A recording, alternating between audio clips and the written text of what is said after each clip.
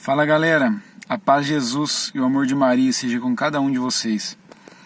Vamos iniciar hoje nossa meditação do capítulo 13 e 14 do Evangelho de São Mateus, invocando sobre nós a Santíssima Trindade. Em nome do Pai, do Filho e do Espírito Santo.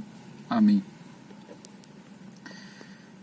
Vinde, Espírito Santo, enchei os corações dos vossos fiéis e acendei neles o fogo do vosso amor. Enviai o vosso Espírito, e tudo será criado, e renovareis a face da terra. Oremos. Ó Deus, que instruíste os corações dos vossos fiéis com a luz do Espírito Santo, fazei que apreciemos retamente todas as coisas, segundo o mesmo Espírito, e gozemos sempre da sua consolação, por Cristo Senhor nosso. Amém.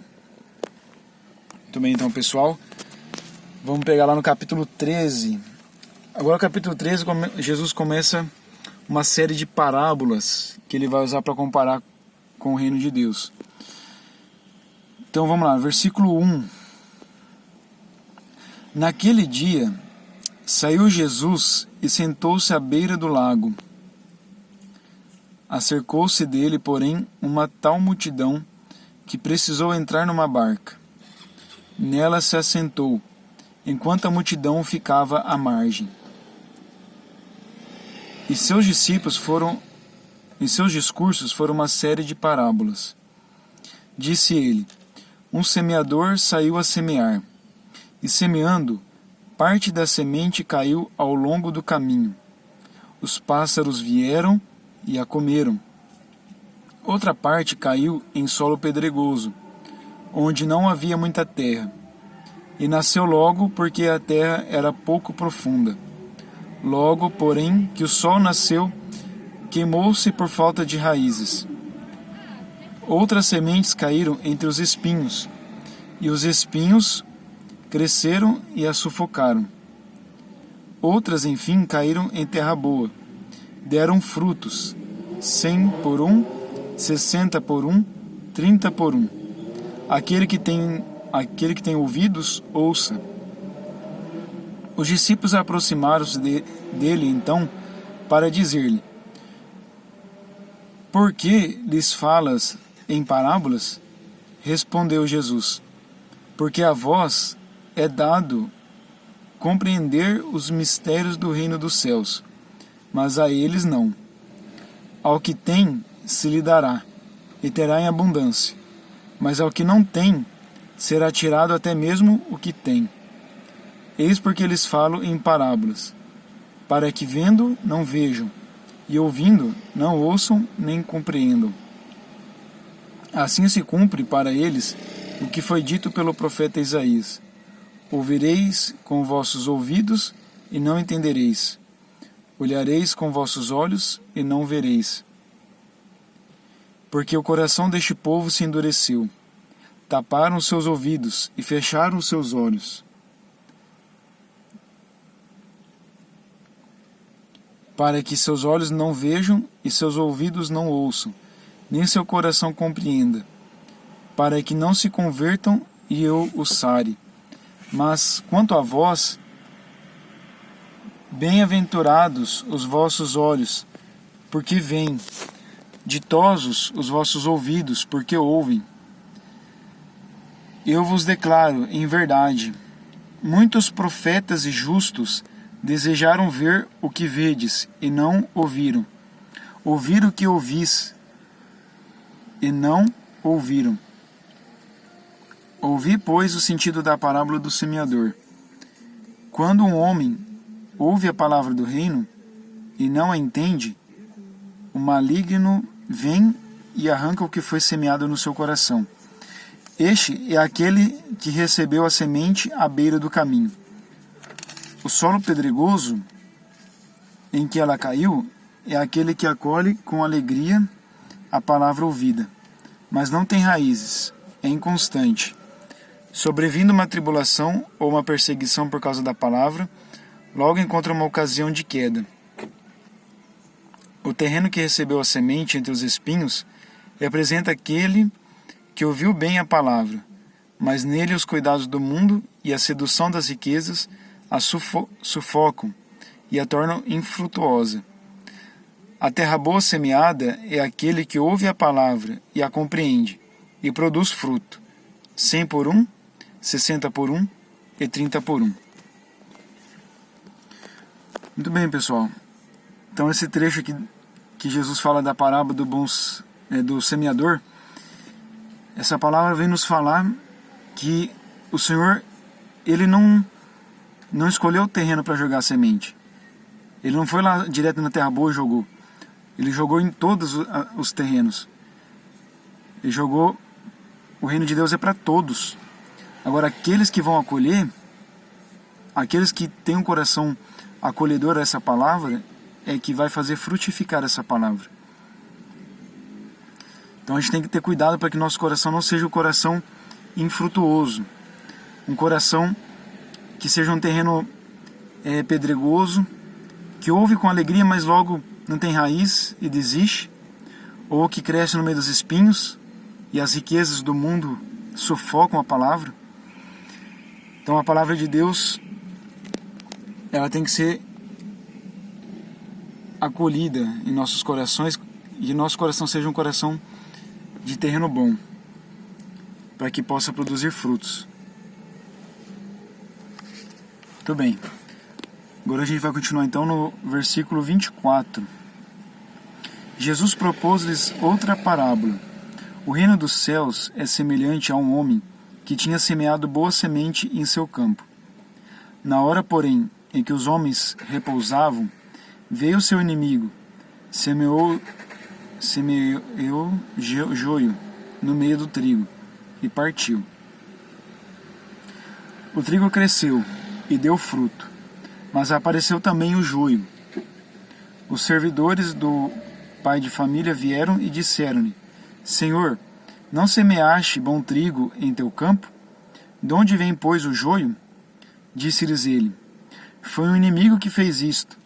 Replicaram-lhe: Queres que vamos e o arranquemos? Não, disse ele. Arrancando o joio, arriscais a tirar também o trigo. Deixai-os crescer juntos, até a colheita. No tempo da colheita, direi aos ceifadores: Arrancai primeiro o joio, e atai-o em feixes para o queimar. Recolhei depois o trigo no meu celeiro. Versículo 31. Em seguida, propôs-lhes outra parábola. O reino dos céus é comparado a um grão de mostarda que um homem toma e semeia em seu campo. É esta a menor de todas as sementes, mas quando cresce, torna-se um arbusto maior que todas as hortaliças, de sorte que os pássaros vêm aninhar-se em seus ramos. Disse-lhes por fim esta outra parábola. O reino dos céus é comparado ao fermento de uma mulher, que uma mulher toma e mistura em 3 medidas de farinha, e que faz fermentar toda a massa. Tudo isso disse Jesus à multidão em forma de parábola.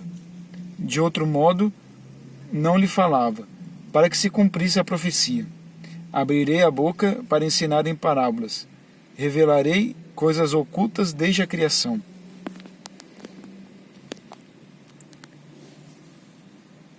Agora versículo 36. Então despediu a multidão, em seguida entrou de novo na casa e seus discípulos agruparam-se ao redor dele para perguntar-lhe: Explica-nos a palavra do joio do campo. Jesus respondeu: O que semeia boa semente é o Filho do Homem. O campo é o mundo. A boa semente são os filhos do reino. O joio são os filhos do maligno. O inimigo que o semeia é o demônio. A colheita é o fim do mundo. Os ceifadores são os anjos. E assim como se recolhe o joio para jogá-lo no fogo, assim será no fim do mundo. O Filho do Homem enviará seus anjos, que retirarão de seu reino todos os escândalos e todos os que fazem o mal, e os lançarão na fornalha ardente, onde haverá choro e ranger de dentes. Então, no reino de seu Pai, os justos resplandecerão como o sol. Aquele que tem ouvidos, ouça. Agora o versículo 44. O reino dos céus é também semelhante a um tesouro escondido num campo. Um homem o encontra, mas o esconde de novo. E cheio de alegria vai e vende tudo o que tem para comprar aquele campo. O reino dos céus é ainda semelhante a um negociante que procura pérolas preciosas. Encontrando uma de grande valor, vai, vende tudo o que possui e a compra. O reino dos céus é semelhante ainda a uma rede que, jogada ao mar, recolhe peixes de toda espécie. Quando está repleta, os pescadores puxam-na para a praia, sentam-se e separam nos cestos o que é bom e jogam fora o que não presta. Assim será no fim do mundo. Os anjos virão separar os maus do meio dos justos, e os arrojarão na fornalha, onde haverá choro e ranger de dentes. Compreendes tudo isto? Sim, Senhor, responderam eles. Por isso, todo escriba instruído nas coisas do reino dos céus é comparado a um pai de família, que tira de seu tesouro coisas novas e velhas. Após ter exposto as parábolas, Jesus partiu. Foi para sua cidade e ensinava na sinagoga, de modo que todos diziam admirados: de onde lhe vem essa sabedoria e essa força miraculosa? Não é este o filho do carpinteiro? Não é Maria sua mãe? Não são seus irmãos Tiago, José, Simão e Judas? E suas irmãs não vivem todas entre nós? De onde lhe vem, pois, tudo isso? E não sabiam o que dizer dele. Disse-lhes, porém, Jesus: é só em sua pátria e em sua família que um profeta é menosprezado. E por causa da falta de confiança deles, operou ali poucos milagres. Muito bem, então esse foi o capítulo 13, que conta as parábolas do reino. Agora a gente vai ouvir o capítulo 14. Então vamos lá. Por aquela mesma época, o tetrarca Herodes ouviu falar de Jesus e disse aos seus cortesãos: é João Batista que ressuscitou. É por isso que ele faz tantos milagres. Com efeito, Herodes havia mandado prender e acorrentar João, e o tinha mandado meter na prisão por causa de Herodíades, esposa de seu irmão Filipe. João lhe tinha dito: não te é permitido tomá-la por mulher. De boa mente o mandaria matar. Temia, porém, o povo, que considerava João um profeta. Mas, na festa de aniversário do nascimento de Herodes, a filha de Herodíades dançou no meio dos convidados e agradou a Herodes. Por isso ele prometeu com juramento dar-lhe tudo o que lhe pedisse. Por instigação de sua mãe, ela respondeu: dá-me aqui, neste prato, a cabeça de João Batista.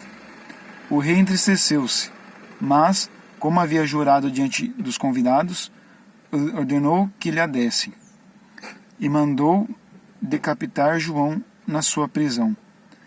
A cabeça foi trazida num prato e dada à moça, que a entregou à sua mãe. Vieram então os discípulos de João transladar seu corpo e o enterraram. Depois foram dar a notícia a Jesus. A essa notícia, Jesus partiu dali numa barca para retirar-se a um lugar deserto.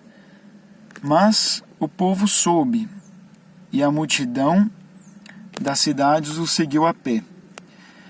Quando desembarcou, vendo Jesus essa numerosa multidão, moveu-se de compaixão para ela e curou seus doentes.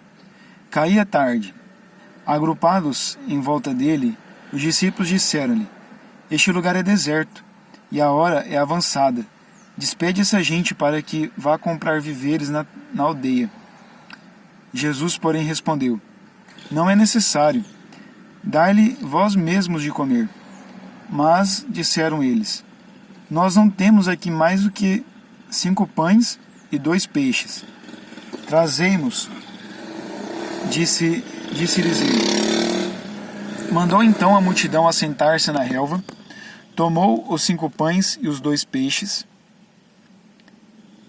e, elevando os olhos ao céu, abençoou-os. Partindo em seguida os pães, deu-os aos seus discípulos, que o distribuíram ao povo. Todos comeram e ficaram fartos, e dos pedaços que sobraram, recolheram 12 cestos cheios. Ora, os convivas foram aproximadamente 5.000 homens, sem contar as mulheres e crianças. Logo depois, Jesus obrigou seus discípulos a entrar na barca e a passar antes dele para outra margem, enquanto ele despedia a multidão. Feito isso, subiu a montanha para orar na solidão, e chegando à noite estava lá sozinho. Entretanto, já a boa distância da margem, a barca era agitada pelas ondas, pois o vento era contrário. Pela 4ª vigília da noite, Jesus veio a eles, caminhando sobre o mar. Quando os discípulos o perceberam caminhando sobre as águas, ficaram com medo. É um fantasma, disseram eles, soltando gritos de terror. Mas Jesus logo lhes disse: Tranquilizai-vos, sou eu, não tenhais medo. Pedro tomou a palavra e falou: Senhor, se és tu, manda-me ir sobre as águas até junto de ti. Ele disse-lhe: Vem. Pedro saiu da barca e caminhava sobre as águas ao encontro de Jesus. Mas, redobrando a violência do vento, teve medo e, começando a afundar, gritou: Senhor, salva-me! No mesmo instante, Jesus estendeu-lhe a mão, segurou e lhe disse: Homem de pouca fé, por que duvidaste? Apenas tinham subido para a barca, o vento cessou. Então aqueles que estavam na barca prostaram-se diante dele e disseram: Tu és verdadeiramente o Filho de Deus. E tendo atravessado, chegaram a Genezaré. As pessoas do lugar o reconheceram e mandaram anunciar por todos os arredores. Apresentaram-lhe então todos os doentes, rogando-lhe que ao menos deixasse tocar na orla de sua veste. E todos aqueles que nele tocaram foram curados. Palavra da salvação. Glória a vós, Senhor. Muito bem, então, pessoal. Este foi o capítulo 13 e 14 do Evangelho de São Mateus. Então, louvado seja nosso Senhor Jesus Cristo, para sempre seja louvado. Em nome do Pai, do Filho e do Espírito Santo. Amém.